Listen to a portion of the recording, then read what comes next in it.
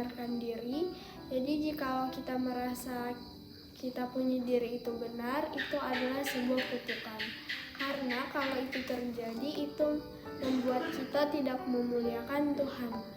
Jadi kalau kita merasa kita benar, itu sama dengan kita membangun kebenaran sendiri yang sesungguhnya itu bukan kebenaran.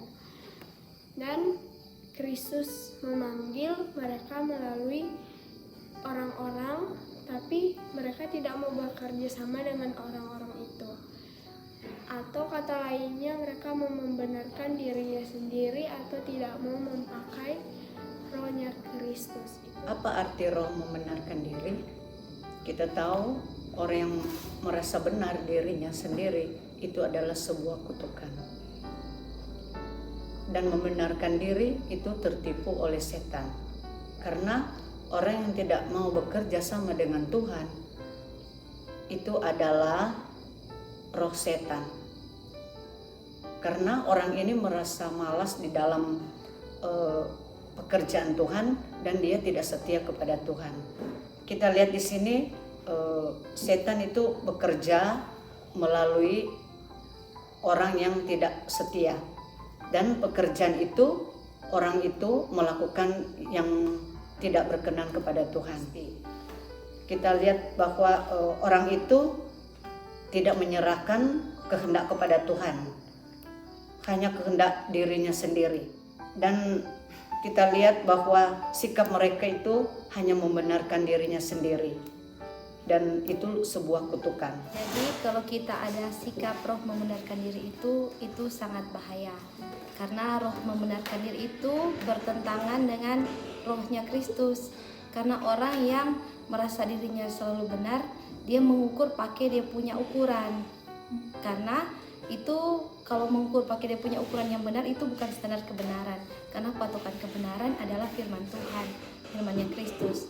Dan orang kalau merasa dirinya karakternya semakin tidak layak, artinya kehidupan Kristus atau firman Kristuslah yang berada di dalam dia, bukan dia punya pembenaran diri sendiri. Jadi jangan sampai kita ada roh membenarkan diri sendiri, karena itu adalah sebuah kutukan dan itu bertentangan dengan kehendak Tuhan. Kalau kita memiliki roh membenarkan diri sendiri, merasa benar dari orang lain, dan kita mempertahankan roh ini, dan ini adalah roh bukan roh Kristus. Sebaliknya musuhnya Kristus, roh setan. Jadi dengan supaya kita memiliki roh Kristus, kita harus memeriksa terus diri sendiri dengan melihat terus kepada Tuhan Yesus, sehingga roh Kristus yang penuh penyangkalan diri itu ada kepada kita.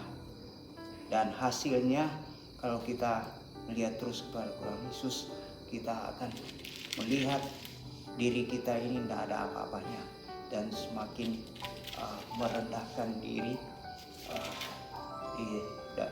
dengan Kristus dan orang lain, dan kita makin mengasihi Kristus dan orang lain juga. Terima kasih. Satu kalimat yang pertama dalam pembacaan atau dalam kutipan itu adalah self righteousness is not true righteousness. Itu artinya bahwa saya tidak memiliki righteousness sama sekali, dan itu sangat benar. Karena dalam Roma pasal 3 ayat 12 dan ayat 10 dikatakan di sana bahwa tidak ada yang benar dan tidak ada yang baik. Itu artinya yang hanya benar adalah Tuhan Yesus, bukan manusia. Karena semua kebenaran manusia itu sama seperti kain lara, di mana tidak berasal dari firman Tuhan, tetapi itu berasal dari perasaannya sendiri. Itu yang menjadi impresi saya. Terima kasih. Kalau kita menghiasi jiwa dengan pujian dan sanjungan, pada akhirnya kita akan memiliki roh membenarkan diri. Dan itu adalah kemuliaan bagi setan, bukan Tuhan yang dimuliakan. Dan ciri-ciri lainnya adalah kita berjanji kepada Tuhan untuk menurut perintahnya dan memberikan diri kepada pelayanannya, tetapi pada kenyataannya tidak. Tetapi jika mata kita tertuju pada Kristus, sehingga kita mendekati kesempurnaan, tidak akan ada kesombongan di dalam diri kita.